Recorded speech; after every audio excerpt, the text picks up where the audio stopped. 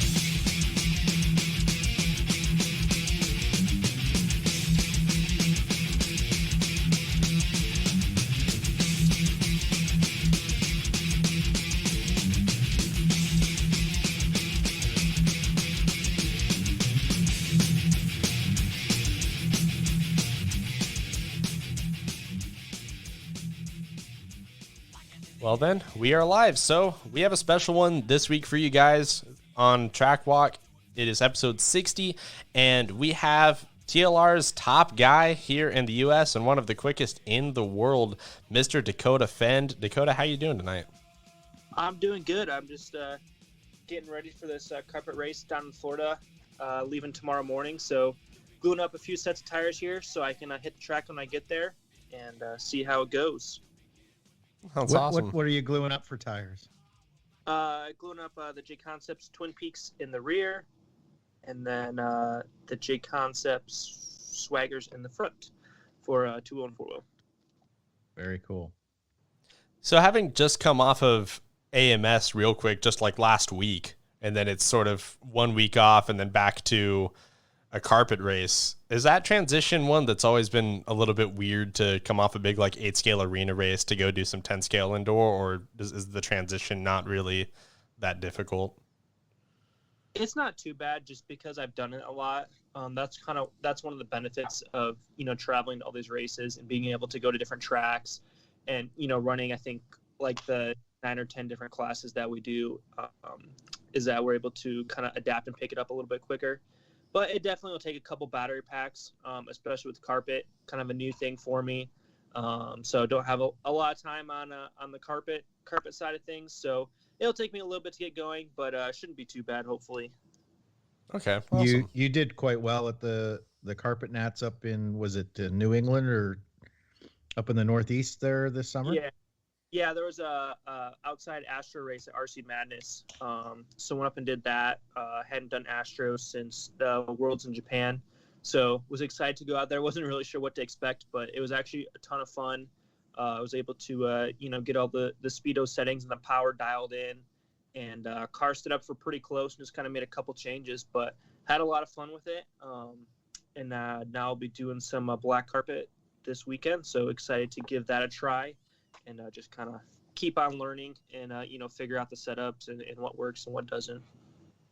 Cool. So how, if you're going to a track like this, if you haven't raced on that surface before, how do you approach that? How do you set up your car and kind of, you want to be fairly close when you arrive because practice time sometimes is pretty short, but how do you prepare for something like that and set up your cars to be fairly close on a track that you're not used to or you haven't been to before? Yeah, so when it's a track that I haven't been to before, one, I can kind of look at the surface and, kind of try to get close. If I'd been to a track earlier in the year that was similar, so like with the 8-scale side of things with the race time entertainment races, P&B and AMS and Southern Nats and all these kind of indoor races that are on some type of, clay surface, I can usually get pretty close, maybe start with my ending setup from the previous race, things like that. If it's a new track, or like in this case, I don't have a lot of experience with a black carpet, I'll rely on my teammates. If there's local drivers there that run the same vehicle as you, that's always a great resource. Or if you just know someone that has some information on it, Frank Root is a huge resource for me. He's been running a lot of carpet, doing a lot of testing and stuff. So been able to get some information from him. And then there's some locals on TLR that run at Beachline as well. So got some information from them, have a pretty good starting setup, and we'll go from there. Okay, awesome. And you touched on it just a little bit there, but I wanted to mention is that you've obviously got Frank Root as a resource, and then there's a couple also as well, the likes like Barry Baker, Todd Hodge, etc. Having a support system like that, since you're essentially, like I mentioned, you're TLR's top guy, you're the flagship. So what has that support system been like for you, and has that been a little bit of a key to your success, or sustained success rather, since you've been doing this for a long time and you've been with TLR for a really long time now?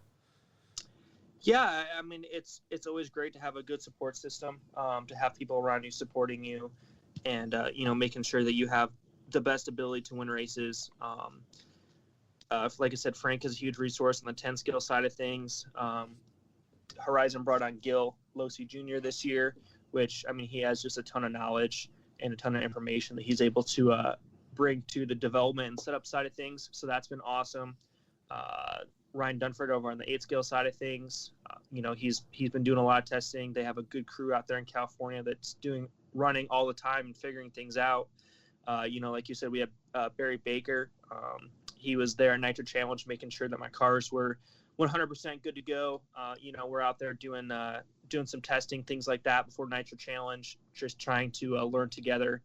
And everything's been awesome. Unfortunately, with everything going on, there hasn't been able to be the same support at the races, but with phone calls and textings and things like that, we're able to talk and communicate and try to get a little bit closer. Thomas Tran, the new team manager for TLR, kind of like the middle of this year and on, he has a lot of knowledge. He's been traveling to races here for quite a few years now, so great support system, and it definitely helps. You can't do it all on your own, and sometimes just having someone to talk to or bounce off ideas makes a big difference. That's awesome. And Thomas coming on, has that really been a big help for you? Yeah, it's been great. He's a great guy. Like I said, he has a lot of experience. He did a lot of traveling for quite a few years with J Concepts, going to different tracks and just kind of learning and stuff. And it's been a great transition. He's had some time to kind of figure out I want to say like the desk job side of things with that, with us not going to quite so many races. So he's had some time to figure that out, and then we've been going to races the last few months. He's been jumping in. Like I said, he has a lot of knowledge on the 10 scale side of things, and he's been eager to learn on the 8 scale side of things. So it's been great so far. Yeah, I've kind of noticed the same thing with Thomas, and I'm new to the TLR team this year, and he's really been really excellent on any questions or anything like that. Yeah, he's super on top of it. Yeah, that's cool. And then Barry Baker, he's been year 2, I think, something like that with TLR. Yep. Yeah, he's been involved for a couple of years now. The plan was this year to have him really involved with the 8 scale side of things with my program. Like I said, unfortunately, all of this travel stuff has kind of gotten flipped on its side with everything going on. So he was able to be there for Nitro Challenge, and he's a huge help. He's been there. He's raced at the top and on road, off road. He's a great guy, and he really knows what he's doing and just has that information and knows what it is like to be at the top. So that's always helpful. Right. Yeah, and I've seen some of his posts lately where I think he's softening up a bit. I think you're rubbing off on him. Oh man, that's funny.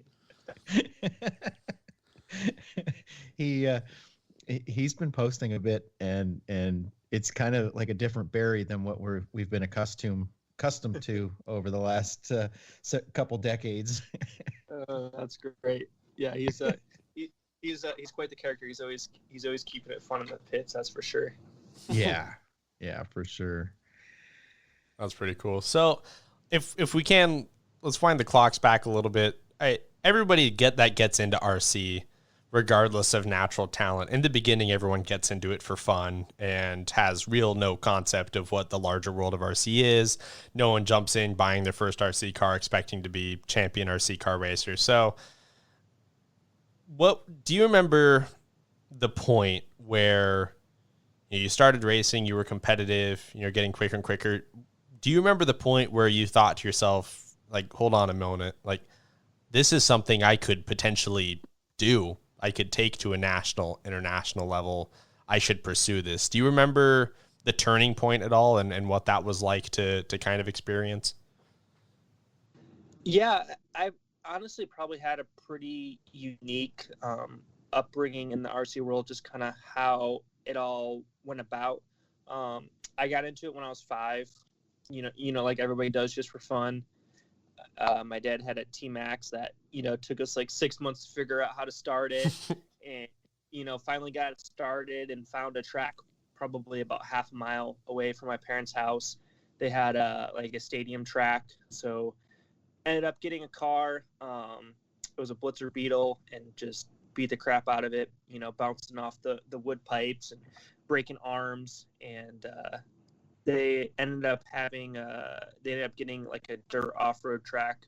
I think it was probably like 6 months to a year in after I started going, and really enjoyed it and just wanted to go every day. Kindergarten was half days back then, so get out of kindergarten and I was like, I want to go to the track. So my parents were always super supportive of it. We started traveling to my first nationals was when I was 7. We started, going to the stock nationals, which were separate from the modified nationals back then. And from 7 years old and on, I've been to every national since, at least from the 10 scale side of things. So started out pretty young, but it was something that I wanted to do, and my parents supported me in it, and gave me the best opportunities possible. We kind of figured out and learned from others early on that it was important to try to get to different tracks and to learn to be able to adapt to different conditions, figuring out setup and tires, and just from a personal standpoint, figuring out how to drive the tracks and the grip level differently. So started traveling pretty young. We were at a race pretty much every weekend, driving all over the Midwest, doing outdoor races back then with, the step pins and IFMAR pins and things like that. So had a lot of fun, enjoyed it. And, there was just a great group of guys in the Midwest that were racing, and there was some really good competition. So stuck with it and did stock nationals for quite a few years, and then moved up to the modified nationals when I was like 12 or 13.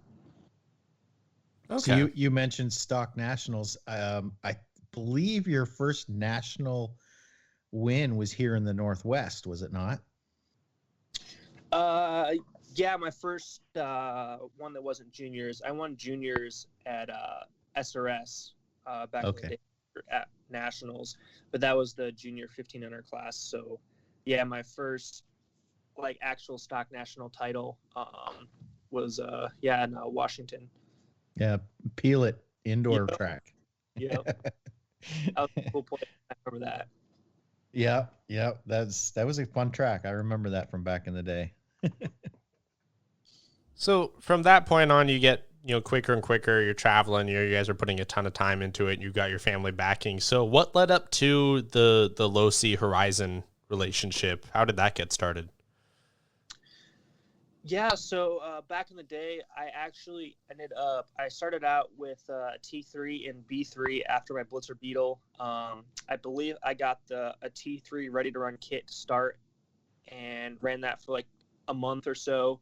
Ended up getting kits, had the T3s and B3s built, ran those for a little bit, actually for probably like a year and a half or so. And then about a month before my first nationals, I switched to Losi. Obviously still as a privateer, had the BK2 and the MF2. Like I said, switched about a month before my first nationals when I was 7. ran him for a month, and then went to nationals. Was able to win the juniors there, and then went on to Washington the following year. Was able to win, I believe it was stock buggy and stock truck there, and then got picked up right before I turned 9 by Lucy. And it'll be 15 years with them in February. I was actually just talking to my mom about that, trying to figure out how long it's been. So, yeah, it's been a long time, and it's been really cool to kind of grow up with them. I've known Todd for super, super long time, and it's just been really cool to be able to build relationships with all of these people, and it's kind of become just a part of the family. Okay. It's really refreshing to see somebody who's been with one of the manufacturers for as long as you have. It's not really that common. I mean, we saw the Ryans with AE for quite a while, but they've since moved on, and you're still with like basically your original chassis sponsor. Yep. Yeah. Yeah. Yeah.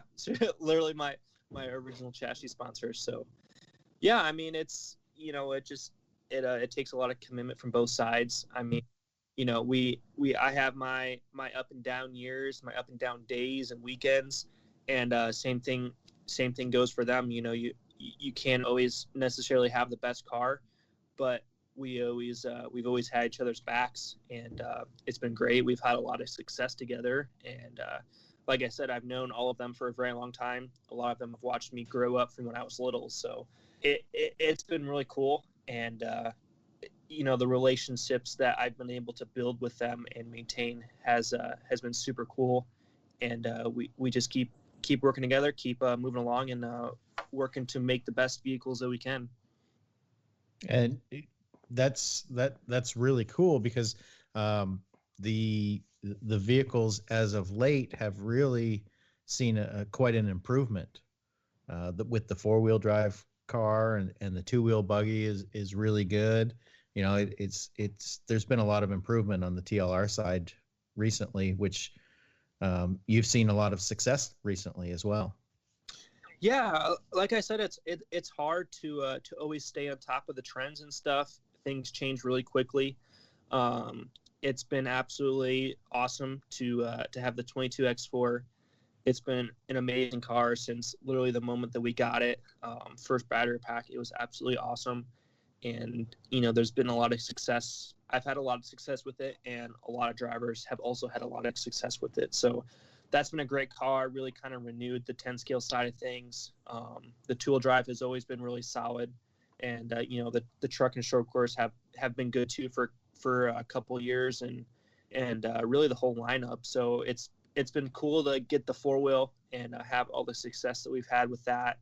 And then the 8-scale side of things, Ryan's been working really hard on the buggies, getting them all dialed in. And then with the new Truggy release, that's been kind of another vehicle that has changed the game a little bit. Been, like I said, absolutely amazing from, the first race. And it's been cool to kind of see. It's always cool when you run something for the first time, it works out well, everyone's super hyped, and then for it to come out a few months later and then everyone else get it. And it's cool to see everyone else doing really good with it as well. And how much involvement do you have with the development of a new platform? Like, how much input do you have before it goes to production? Yeah, it really kind of varies actually quite a lot, just depending on my schedule, what races I am or, am not going to, and kind of just that time frame. Obviously we'll have meetings and stuff to kind of discuss what direction we need to go in. And then a lot of the testing I am not a part of, just because there's so many things to try. I mean, you can be trying things for months. So once once they get narrowed down a little bit, I actually go out to California usually a few times every year to do some testing, kind of get up to speed with everything, make sure, that everyone is on the same page. And sometimes, correlates with races. So on the 10 scale side of things, a lot of times, if possible, I'll go out a few days before Reedy race do some testing at SDRC, and then same thing with Metro Challenge. I'll usually try and go out at least the weekend before so we can get out and do some running, things like that. That was what we had done with the Truggy this year. Came out and ran the Truggy the weekend before at Palm Desert.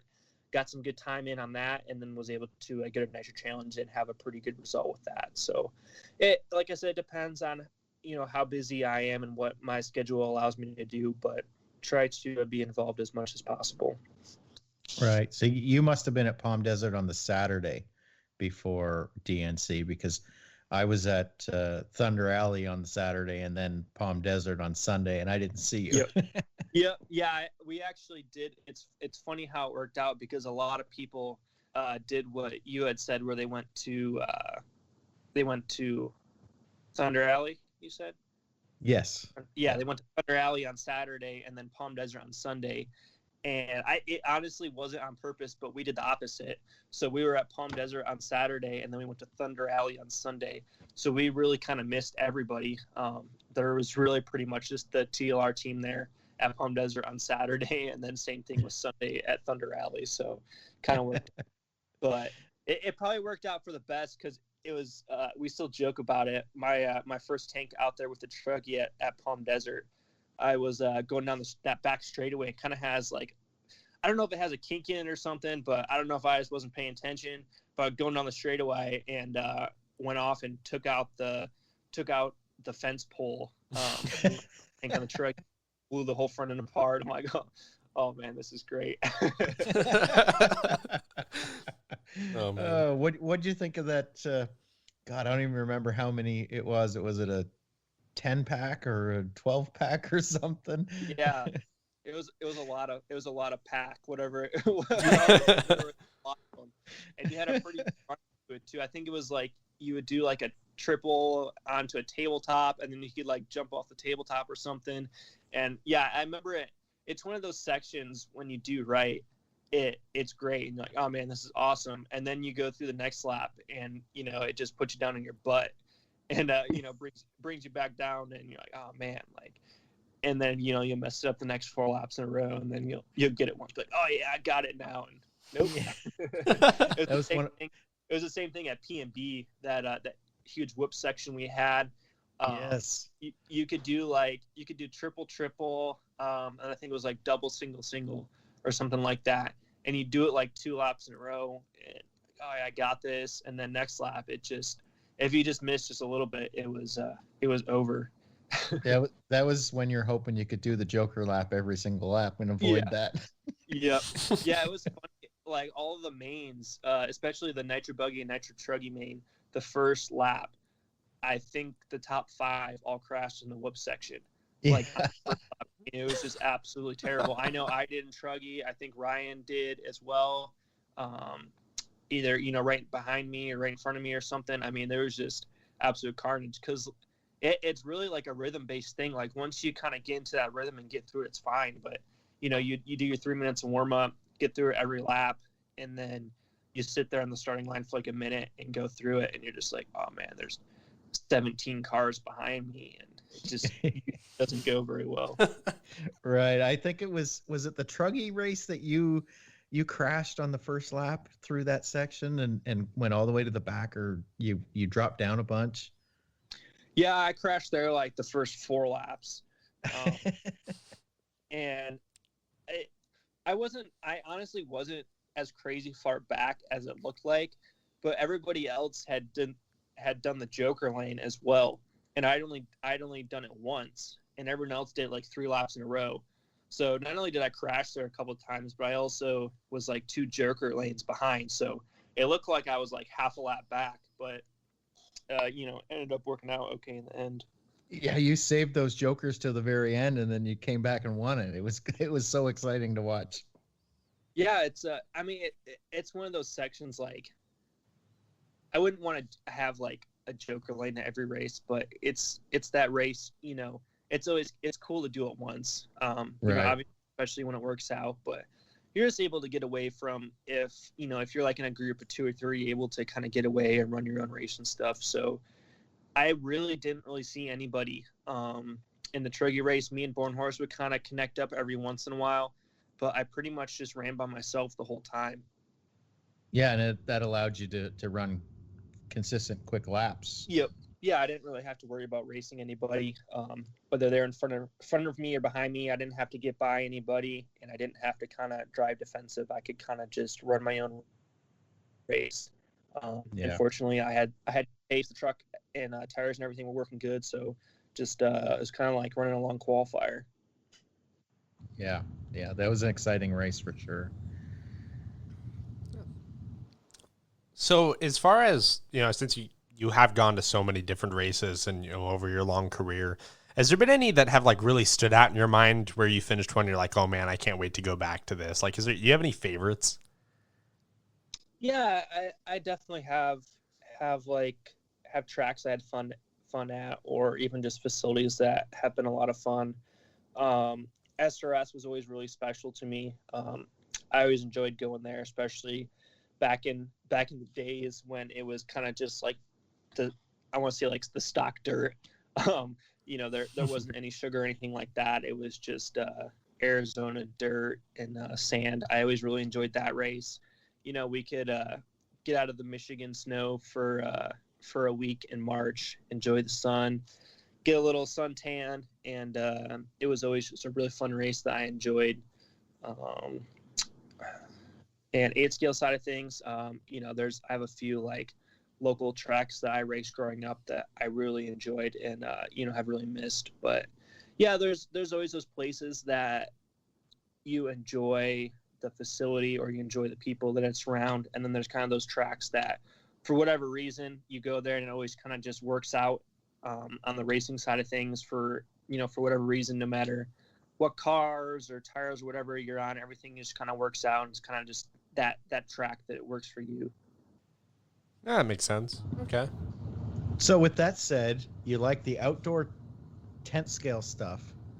Would you like to see some of that come back with some of the, with non-sugared, non-clay, real dirt, kind of outdoor tent scale tracks? Yeah, we're like one of the that we're missing. We're like one of the last places in, I think, anywhere really where we are consistently racing on outdoor loose dirt and 10 scale in our Northwest Championship Tour. And it's unfortunate to see it go away, but it's just sort of a nostalgic thing for us, and it's just great racing. So, is that something you think you'd like to see come back, or do you like those races when they're few and far between?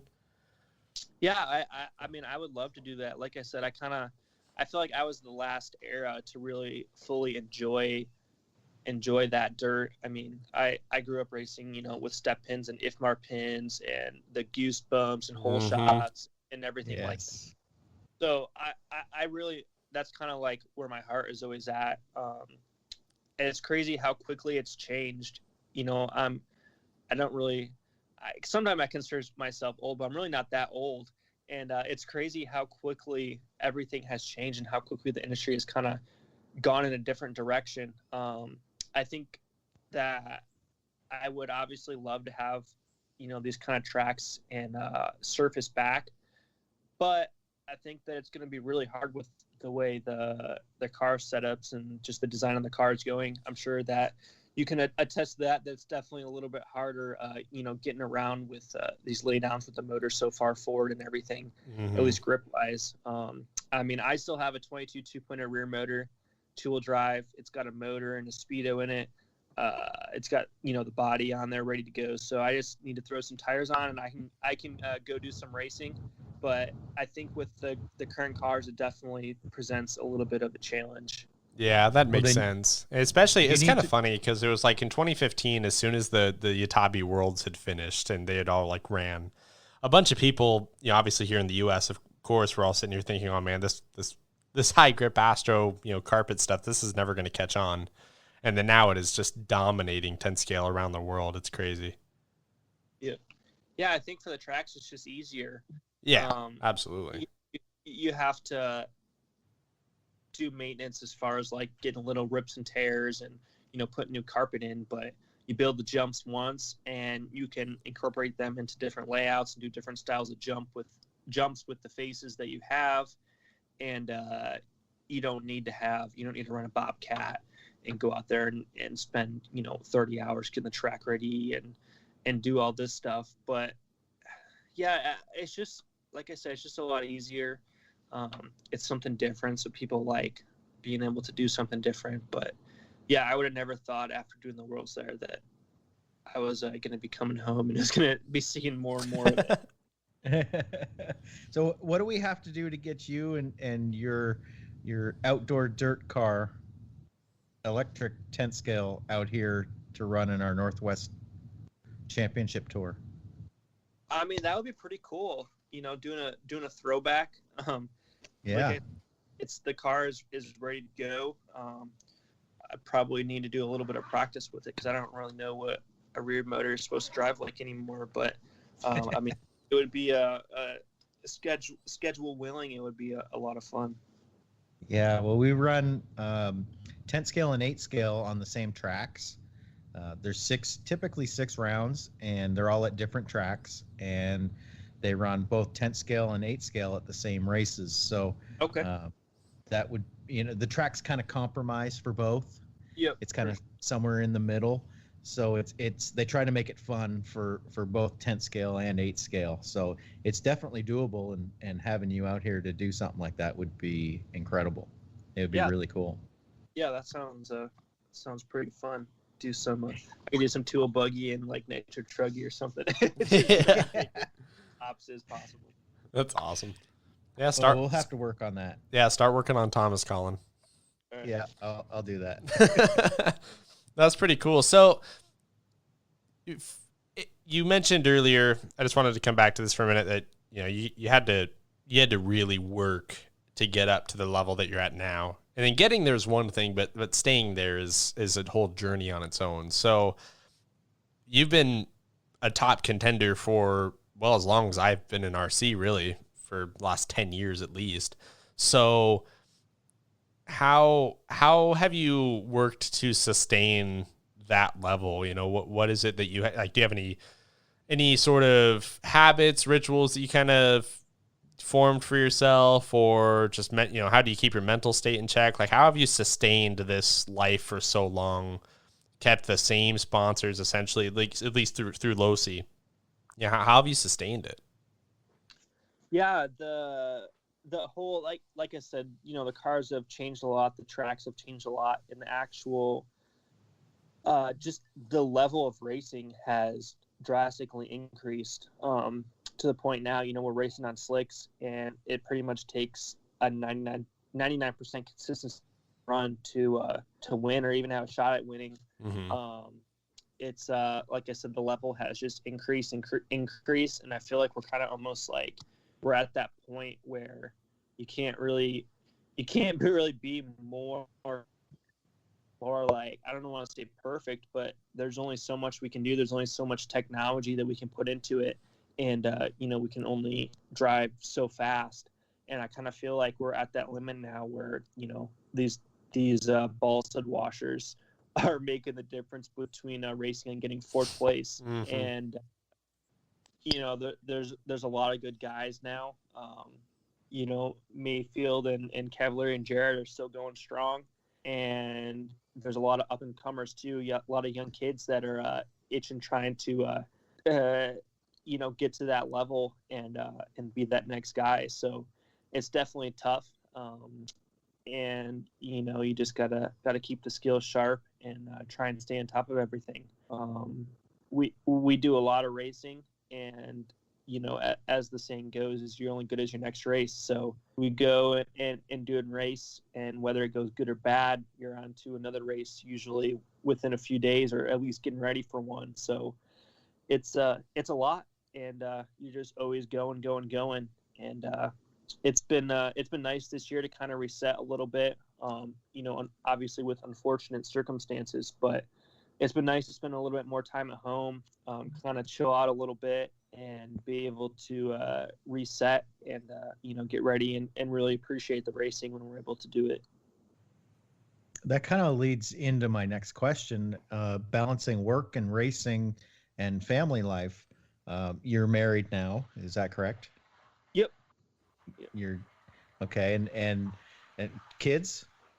No, not yet. Not for a little while. We do Okay. have so Um, he takes. how do you find balancing work and racing and your family life? How does that work in? And you must have a very understanding wife. Yeah, fortunately, she kind of grew up in the industry with her parents owning a track and stuff. They've hosted a couple nationals and stuff, so that obviously really helps a ton. She understands the industry and she's able to actually she goes to a lot of races and on the 8 scale side of things is able to pit me in the mains and stuff. So that obviously makes it a lot easier on me. She understands how the industry works and what I have to do to be successful, and she's all for it 100%. So that makes my life a lot easier. But yeah, it's definitely tough. We usually try and create a schedule with my companies and stuff that I represent towards end of the year, like December time. Try and create a schedule for next year. Kind of figure out we have the main races that we always go to, and then kind of figure out these I want to say like medium sized races, and just kind of figure out usually it's about 2 weeks out of the month, sometimes three. The start of this year was crazy. I had 3 races in January. I think I had 3 races in February. It was pretty much 3 races from January through April. So was super busy, and it's definitely tough and wears you down. People I think sometimes forget that we're not just at these races for 5 days. We have the travel day before and the travel day afterwards, and then we're home for 2 days and we're going to another race. We also have to get the cars and the tires and the engines or electronics all ready to go as well. So it really takes up a lot of time. It usually takes 2 or 3 days to be able to get ready for the race, prepare all the vehicles properly, and just kind of get ready for it, get packed up, things like that. So it takes a lot of time, but have a pretty good understanding with the companies, what races we want to go to, what we want to do, and then usually have some downtime after Worlds, and usually only go to a couple races in the November and December time, and have some time to be able to get ready for the following year. So it unfortunately probably one of the biggest things that I have to sacrifice is local club racing. I don't really get to do that much anymore, if at all. Um, I can do it a little bit in November and December usually, but I normally don't really get to do that much anymore, and that really sucks because that was kind of always the fun part of the industry for me was hanging out with all your friends and stuff at the races, hanging out with all the locals and be able to race with them and stuff. So that definitely sucks. But I try and get out there and race wherever I can, whenever I can. Right. That's something that the industry's kind of forgotten. It's the club racing at this point, and people don't realize how much practice and that kind of thing you guys put in through the week and working on your equipment and that sort of thing. And they just see you at AMS or at PNB or DNC or any of these big races. They don't see what's going on behind the scenes. Yeah, there's a lot of work that goes into it, and it's a big team effort for sure. When Barry's able to, he helps a lot out with the 8 scale side of things. Like I said, especially at Nitro Challenge, he was able to get all the cars ready to go for that and maintain them throughout the weekend. Frank was able to, I sent my 2-wheel drive out to him for a couple weeks ago, and he got that ready to go for me for this carpet race. So it's definitely a team effort. Everyone works really hard, and we always put in as much effort as possible and just try to do as best we can. That's really cool hearing that you sent your car to Frank and having him do some work on it, getting it ready for a carpet race. That's really cool to hear how well the team works together. Yeah, it's honestly they're really, really great people. And whether it be in the office or at the races and stuff, just the atmosphere of the pits is really spectacular. There's a great group of guys that work at Horizon and TLR, and just the team, all the teammates and people that represent TLR It's just been absolutely amazing to be a part of it, and just to have a small, be a little small cog in the wheel. So it's been really cool. That's awesome. I got to sit down with you. It was probably 2 years ago now. Wow, time's gone by. But you were up here at Tacoma at Yep. one of their indoor races, and I got to sit down with you and chat a little bit. And I really became a fan just from sitting and talking about RC cars and your life and this kind of thing. And it you're one of the good guys in this hobby, and it's really refreshing to see that there's still people that are human, and I really appreciated that. Yeah, I mean, I appreciate you saying that. That means a lot. Growing up, my parents were always, you got to put into it what you want to get out of it, and just having that respect for people, and always just trying to remember that this is I started this industry because I love it, and the people that I'm racing for, and who is really supporting my career, they do it because they love it and they have fun. So it's definitely hard to remember sometimes, especially in the heat of the moment at races and stuff, but at the end of the day, we all do this because we love it. So got to enjoy it while we can.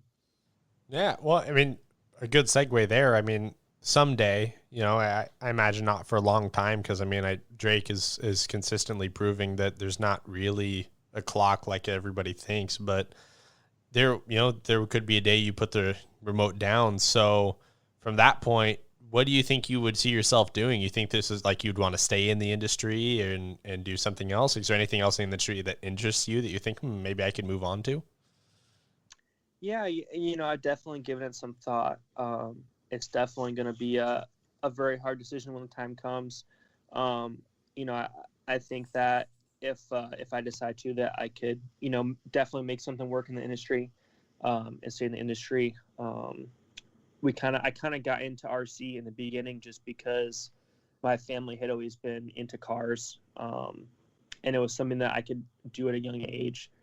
I couldn't really be out driving real cars when I was 5. So I had a more interest in that than like go-karts or anything like that. So I got into it because I love cars. So I think I definitely would love to do something car related.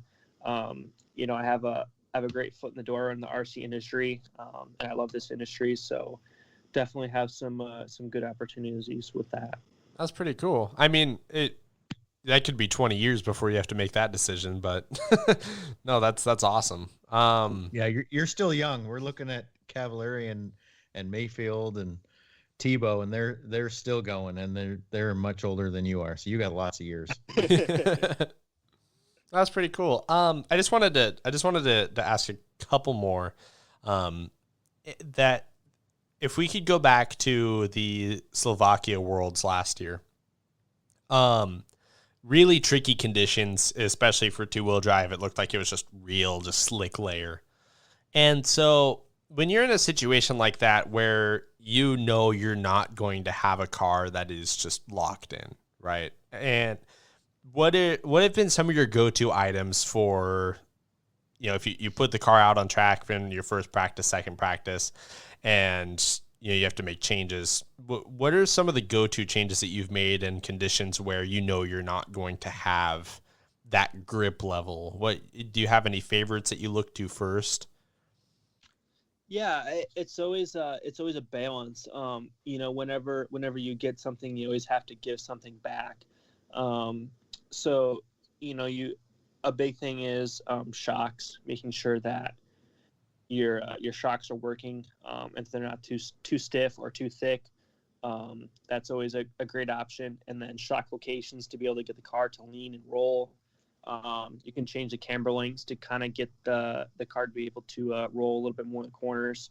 But yeah, when it's low grip like that, it's really about trying to get that entry grip and then be able to drive out of the corner. You're going to be sliding some no matter what you do, especially since, we're not really running rear motor anymore. So as far as forward grip goes, you can mess with the anti-squat, try and take some away, trying to get the car to squat a little bit more and carry that speed out of the corner. And then probably just meshing with the shock locations, making sure that you have the correct springs and oil.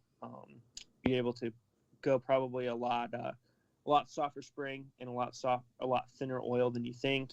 And then just getting the camber links to be able to work with the car, free the car up a little bit so that it's able to roll in corners. Okay, awesome. Probably one of the easiest things, honestly, is just wings and bodies. There's a lot of body options now, especially from J Concepts. They have 3 different body options for the two-wheel drive. So you have a lot of options there to be able to get some more grip, get some more steering, things like that. And then the wings as well make a pretty big difference. You can have a great car setup, but if you don't have, the right wing, or you don't have the right tires or anything like that, you're not going to be able to get it on the track. That's a good point. I think that's something that's often overlooked, and I know there's a lot of people that still sort of debate the level of aerodynamics at that scale, but that's something that I think a lot of us forget time and time again, is that is probably one of the things you should be looking at every time that, because especially here in the Northwest, we race on such a variety of stuff. We'll go from carpet in Astro or clay in the winter, and then we'll come out to loose, loamy dirt and expecting to do sort of the same thing. So no, that's a good reminder, even for us who's been doing this for a little while. That's something I don't often think about. So no, okay, that makes sense. You kind of just get stuck in your ways. You do your testing. You're like, I like this thing, and you don't really think about it. But it's actually, I've actually learned a lot this year with the body side of things. I pretty much have been going to to all these races, and I'll have, for the tool drive, I'll have all 3 of J Concept options, the F2, the S2, and the P2. And, you kind of have these notions of what the bodies do and what they feel like. The P2 has the big fin, so it's going to have more side bite, and it has the scoops in the back, so it'll have more rear grip and, not quite as much corner speed. It's not going to turn as well and things like that. And in some cases that's true. And one of the most interesting things was I went and did some testing at RC Madness. We're outside running on the Astro track, and the P2 body did just what I thought. It has that fin in the back and the scoops, so it wasn't carrying quite as much corner speed, but it was super easy to drive and stable. And then I went indoors on the really small carpet track, really, really small. And the P2 body by far was carrying the most corner speed. And I was just, this is not what I was expecting. So sometimes even, you have these notions about what the body is going to feel like, or what the wing or tires or, whatever it may be is going to do. But with the different track surfaces and the layouts and different sizes and things like that, sometimes it'll surprise you. Yeah, that's funny, because I didn't believe that on a 10th scale buggy a body would make a whole lot of difference. And there was one day at a track where somebody said, "Hey, pull your car in." Like, it was halfway through a run or something, practice run. He's like, "Bring your car over here. I'm going to swap bodies." And he put his body on, and holy cow, I couldn't believe the difference. Yeah, it usually honestly makes a pretty noticeable difference. A lot of people get bodies just for looks, and for most people that's totally fine. And it's not gonna, generally, most of the bodies are decent. The bodies aren't bad by any means, but they definitely all have different characteristics. And if you're trying them back to back, it's usually pretty easy to be able to tell some type of difference. Yeah, I was surprised, and I'm nowhere near the skill level that you are. So even for me to feel the difference, I was surprised. I didn't think that an average racer would be able to feel much difference, but it really is. It does make a difference for sure, even on a 10th scale scale electric car, for sure. That's awesome. See, big knowledge being dropped. So, Colin, I don't know if you had anything else that you wanted to bring up or ask. I think I got through everything. This was incredibly knowledgeable. I do have something very, very important that could change everything. So, drag racing, crawling, and monster trucks. Are you dabbling in any of that? Do you even have time to do any of that? I'm gonna answer with kind of. I'm not personally doing much of any of that. I have done like just some rock crawling and stuff for fun.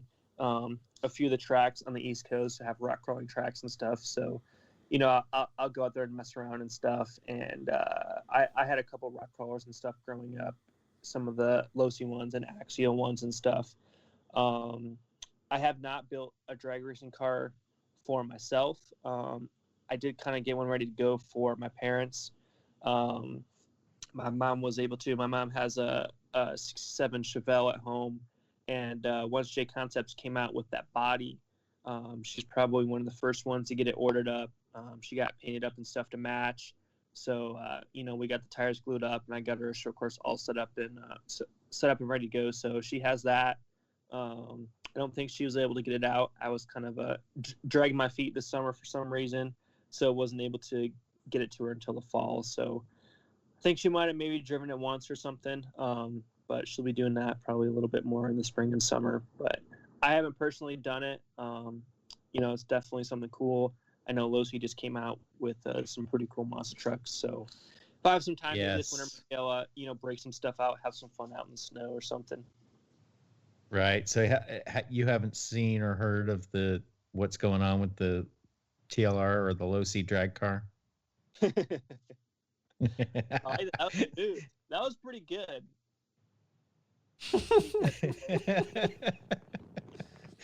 Oh, I'm kind of into the drag racing, and I'm a TLR driver, so I'm hoping for something cool. Yeah, I feel like I always get this in somewhere, in a podcast or interview or something like that. I always get to say, and I'm coming to really enjoy it now, as I always get to say, TLR is always working on new products. Yeah, there it is. That was perfect. You set me up for it. That's awesome. You're not my first interview.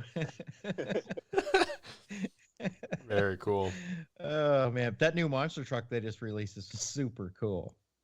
Yeah, it seems like they did a really good job with it. The video was super cool that they did with the Anderson boys. Yeah, Dennis and Adam. Yeah, that was cool. Very, very cool.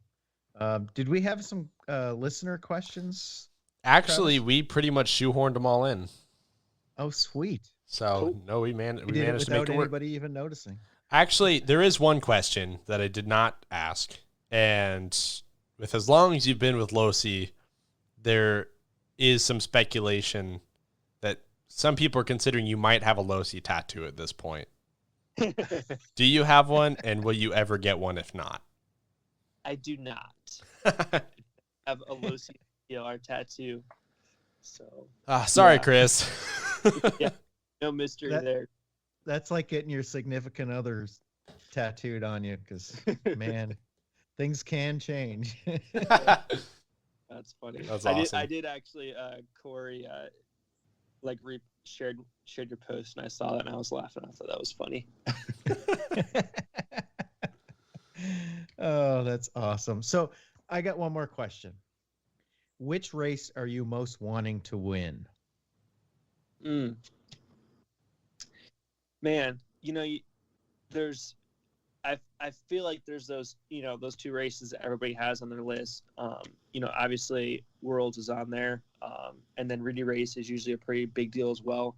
I was able to win Reedy Race a few years ago, which was awesome. It's one of those races that everything has to go right.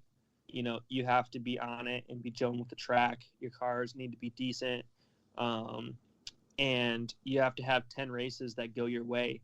You have to, make decisions, split-second decisions that will, ultimately that decision can decide if you win or not, for the whole weekend. And other people have to make a lot of decisions, and they have to make the right decisions for it to go your way. So Rudy Race is one of those races that I feel like you can have a great successful career, and Rudy Race could just never go your way. It's I feel like it's not always the fastest person that wins. A lot of it is you're just putting yourself in good positions and waiting for those opportunities. So that was one of those races like that you just never know. So it was great to be able to win that. It meant a ton to me. Obviously Worlds is another one. It's for whatever reason, whenever you show up, there's just a different atmosphere. People are bringing their game, and everyone's still having fun, but it's definitely a lot more serious in the pits. There's the intensity level is really, really high, and it's just a different feeling when you're at Worlds. I always enjoy that. Yeah, Reedy Race, I have a lot more respect for you guys that do well at Reedy Race. I went for my first Reedy off-road race in 2018, and I thought I was prepared, and I was not. Yeah. That race is a major challenge. Yeah. There's so much stuff thrown at you so quickly that, holy cow, I was not prepared, and it was embarrassing. Yeah, especially on the open side of things, it usually, even the people who are really successful, it usually will take them a few years to kind of like, get at a seat at the table, so to speak, and be in competition to win. For whatever reason, that track and that, just the race in general, it's really hard to go there and to just do really well. It usually takes you a few years to be able to get to that level and kind of figure it out. The tire game was the thing that really caught me off guard. Yeah. They were saying it's a spec tire, and there's, you can't do this and you can't do that, and you got to use our sauce and all this stuff. So I played by the rules and tried to do what they were saying to do, and I was so far out to lunch. Yeah, It was there's definitely it's a lot of the rules. It's just not possible or feasible to be able to police it. So, unfortunately, definitely a gray area. And once you're there, like I said, once you're usually there for a couple of years, you kind of figure out what's acceptable and what's not acceptable. But yeah, usually the first year, maybe even the second year, is a little rough. Yeah. Well, the first day I was doing donuts everywhere, Yep. and there was some people on their first pack doing wheelies, and I was like, Yep. okay, I screwed up. This is going to be a long week. But no, and the invite guys actually have their tires impounded, so that's even more challenging for you guys. Yeah, we really can't do anything. We impound them at the end of the night. We pick them up in the morning, and that's about it. Everyone is pretty good about it. We definitely make sure, very particular about the tires and foams and stuff, and make sure that we're content with everything like that. And then the sauce was a little bit different this year, so kind of had to figure that out. But yeah, it's tough. Fortunately, they switched when the 4-wheel drive and tool drives ran. A few years ago, they ran tool drives first, and with the track being greener, it was a struggle because we were out there on brand new tires, and literally couldn't even do like a double when it was a triple. So Yep. They made it pretty tough, but they made a decision to switch it and run 4-wheel first, and that made it a lot easier. And then we would run tool drive second, and the track was a lot better, so we were able to run. We would have to run tires with, we'd have 3 practices. Most people would have 2 sets of tires. They'd run, one set twice and the other set once. So, we're pretty much on brand new tires when we're out there racing. So definitely makes it a little bit tougher. We don't, you don't really make a ton of setup changes. You kind of just come with a base setup that has some grip built into it. And you kind of just go out there and drive around and try and avoid all the other cars. Yeah. That race, man, I learned a lot that race. I haven't been back since, but I learned a lot. So it just shows the skill that you top pros have, that you can get around there even though your tires are impounded and all this kind of stuff. And I struggled so bad. It was funny, but um, so I have one more question. Sorry, I'm going to add one more here. The one person in the industry or a driver in the industry that you look up to. Yeah, that's a tough one. Only one. Yep. I might have to think about this for a second. Only one person. I feel like I feel like I've grown pretty close with Todd Hodge over the years. I've always looked up to him and just kind of his demeanor and how he handles things.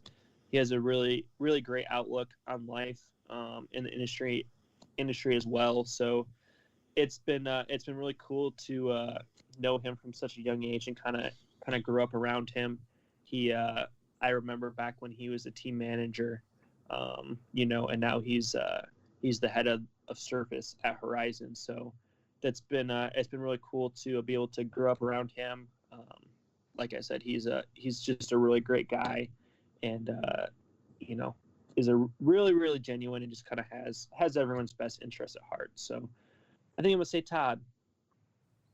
That's awesome. That's not what I was expecting, but that's a good answer. A great answer. Sure.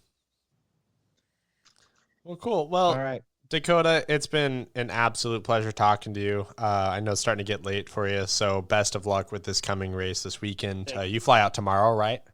Yep. Yeah, tomorrow morning. Okay. Yeah, I mean, I honestly just thank you. Thank you for coming on, making the time with us, and being as insightful as you were. And we have a large part of our listener base for this show are people who honestly have been in RC at a racing level 3, maybe 4 years, I would say is probably the average. So, for those guys, there's a lot that can always be learned, and they love being able to sponge stuff off you. And there's always stuff that we didn't even know as well. So, no, just a huge thank you for coming on, making the time with us. And we really appreciate you, just being one of the people. We appreciate it. Yeah, no problem. It was my pleasure to be on here, and maybe we'll do another one here in the future, and hopefully I'm able to make it out at Northwest sometime again soon. I had a lot of fun at going up there racing at Scott Brown's track, and was looking forward to coming back this year. So maybe we'll try to get back out there next year. Yeah, definitely. I'm going to work on Thomas to get you out here for one of the NCTs, because he's raced the NCTs, so he knows all about it. Sweet. Well, that's awesome. Before you go, did you want to drop any plugs, sponsors, anything like that? Yeah. Just thanks to everyone who's had my back. TLR, Trinity, J Concepts, Spectrum Horizon Hobby, Pro Performance RC, Stick It One Racing, Bradley Fine Line Designs, RevTech, OS Speed. Just thanks to everyone who's had my back over the years, and my family and stuff for getting me into this and supporting me from the beginning, and for everyone who has my back and supports me. So I appreciate it. That's awesome. All right, well, very nice. Well, best of luck coming to you this weekend, and best of luck for 2021. Hopefully we can all get back to racing a little bit. But yeah, just go out, kick ass, man, and we'll be rooting for you.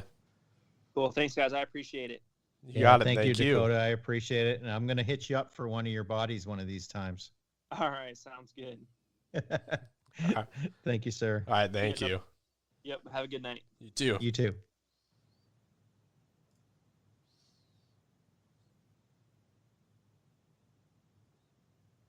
All right. All right. Perfect. He's a cool dude, man. That was awesome. Hope everyone enjoyed the chat with Dakotah. Hey, since he's on go ahead. That was a good chat with Dakotah. No, it was. He's a cool dude for sure. obviously it goes without saying because he's Midwest, so he was, I think, at least 2 hours ahead of us. So Yeah. I did. Hopefully I didn't miss anyone's listener questions. I don't think I did. I tried to condense them as much as I could, but given that it was getting late for him and he has to fly out for a race tomorrow morning, I wanted to try and keep it as condensed as possible. But no, that was a super fun interview. It was super fun to talk to him. And really just, it's cool. I stayed away from it for a long time, but it's really cool getting to talk to those guys a little bit because I think I kind of forget sometimes that with the listener base we have, that especially with so many like newer people that listen to our show, that some of this could be really insightful for them. And Yeah, I hope that people learn from those like they did with Adam and Billy, you know. So maybe we'll make this a semi-regular thing. But yeah. no, hope Yeah, we everybody should. enjoyed it. I hope everyone enjoyed that. That was a lot of fun. We just had one show question I wanted to get into, and then we can wrap this up and say goodnight. Jeremy Joseph Olson, he asked, this is a question for each of you. What is the one track you would say is worth it to travel to, and what makes that track stick out as a must travel to track? Dirt or carpet, indoor or outdoor? You go first. I'm still thinking. Putting me on the spot. I'm not any better, really. Well, There's so many. To be perfectly honest, I can only talk about places I've been. So, I mean, I could speculate, you know, based off pictures and everything of places I'd love to go. But for me, it's a damn shame because one of the coolest ones I ever went to was RC Tracks Las Vegas. I mean, just the location was amazing. You are across the parkway from McCarran. You have the whole strip in your view. Yeah, on the driver's stand, you have the whole strip in front of you.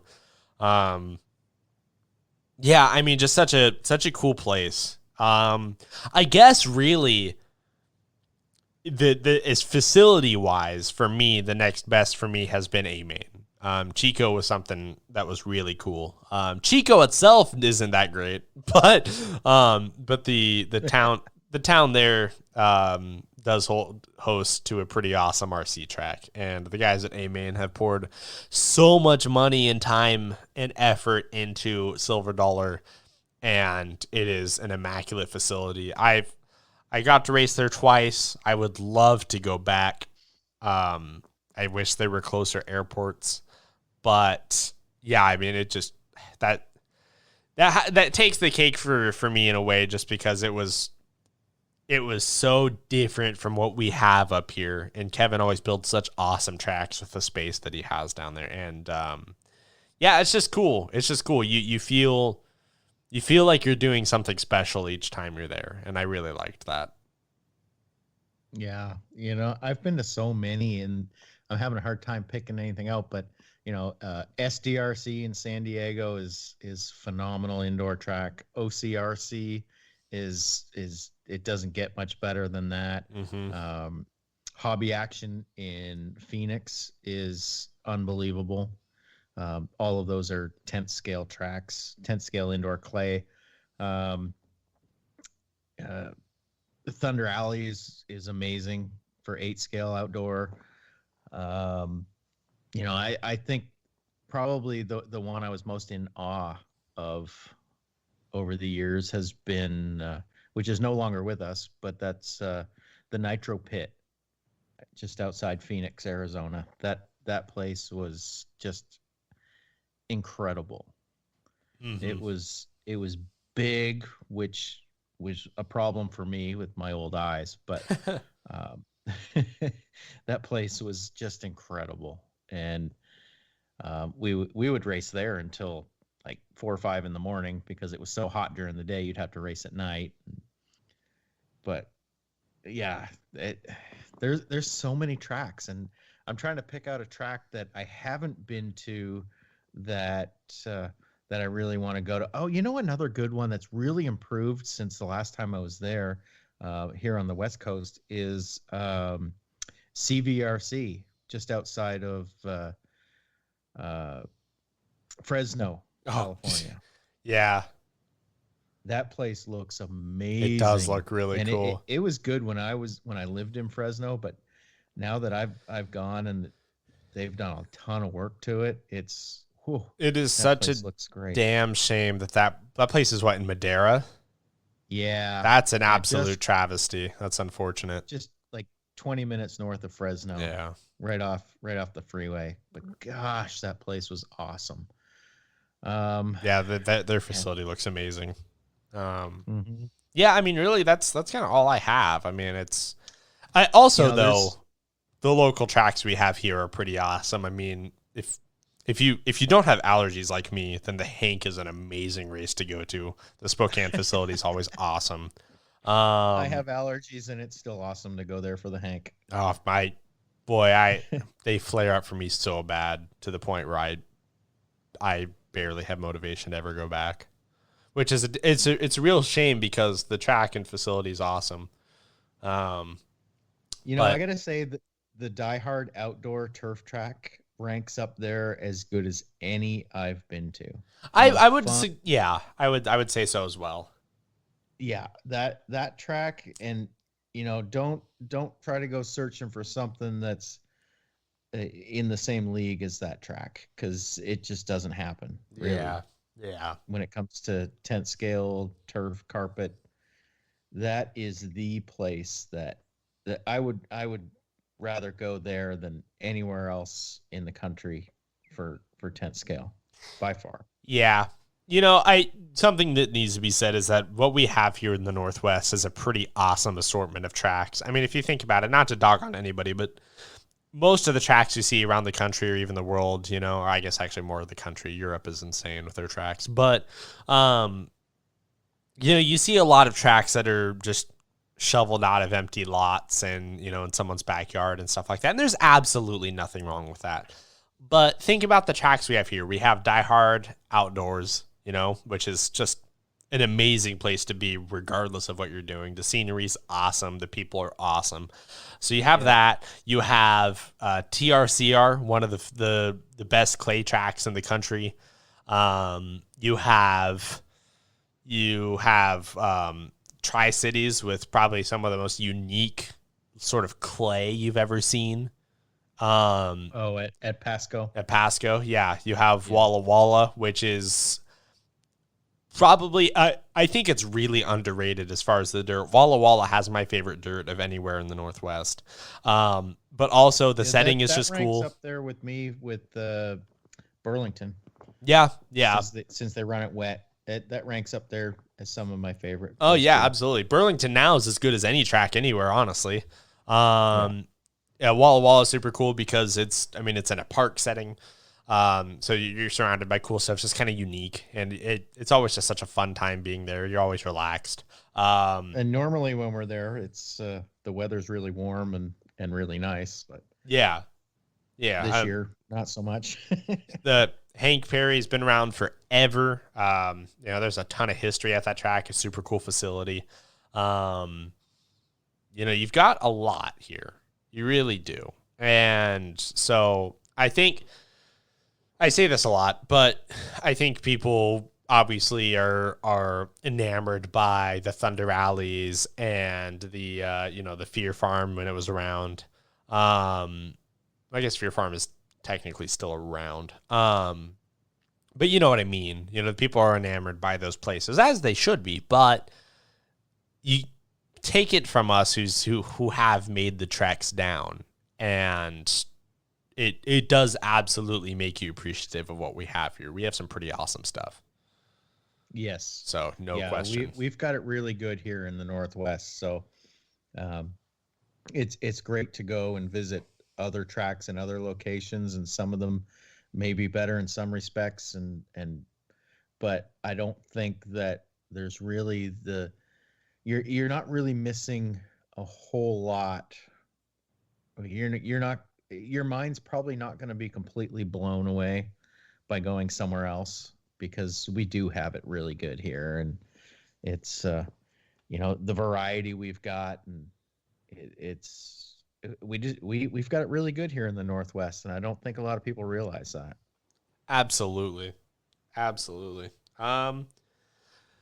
But yeah, that's all I have. Episode 60 was a fun one. So yeah, if you got nothing else, Colin, we can bounce out of here because I know we got a dinner and I've got a whole other podcast to record. So Yeah, you're a busy man. I'm gonna go eat dinner, and you're gonna go record another podcast. Yep. All right. Well, thank you everybody for listening. We really appreciate it and your support. Extra thank you to our patrons on patreon.com who have gone the extra mile and donate to us every month and help keep the lights on around here. We really appreciate that as well. Hopefully you guys enjoyed the patron only bonus episode we did. That was a really fun one, and those are always bittersweet because I just wish I could release those to the public because that was a really fun one. But so thank you guys for doing that. And then real quick, just a quick preview into next week, because Dakotah dropped it as one of his sponsors. But we have some items that are going to be up for some raffles soon. Probably next week, Colin. Do you know anything about that? I do. We've got some items from RC Pro Performance. Yeah. So we're going to raffle those off, and we're going to find out a way to make this exciting and work with, make it fair, make it fun, make you want to win some of these products because they're pretty cool. So yeah, absolutely. They've been doing some awesome carbon work, and really just it's Bryce Beaver and who else? Is it just Bryce? You're gonna put me on the spot on this one. As far as I know, Bryce Beaver is involved, and I don't know Bryce super well personally, but I've raced with him a couple times between up here and then down at Chico. And from all accounts, a super nice guy. They're making some awesome products right now. And so they reached out, wanted to do some raffle stuff. So we're going to do some raffle stuff. So next week we'll have some more details set up on that. So that way you guys have the opportunity to win some cool stuff. So just stay tuned to the Facebook page and obviously listen to next week's episode as well. And you will have all the information you need, and we can get that going. So that'd be kind of cool. So I don't want to give this stuff away. I've run a bunch of his stuff recently and I love it. So I don't want to give it away. It's too good. Right. No, absolutely. So yeah, huge thanks to RC Pro for reaching out to us and letting us do that for them, because that's always fun. So anywho, yeah, let's get out of here. So thank you everybody for listening. This was episode 60, and we'll see you next time. Banana.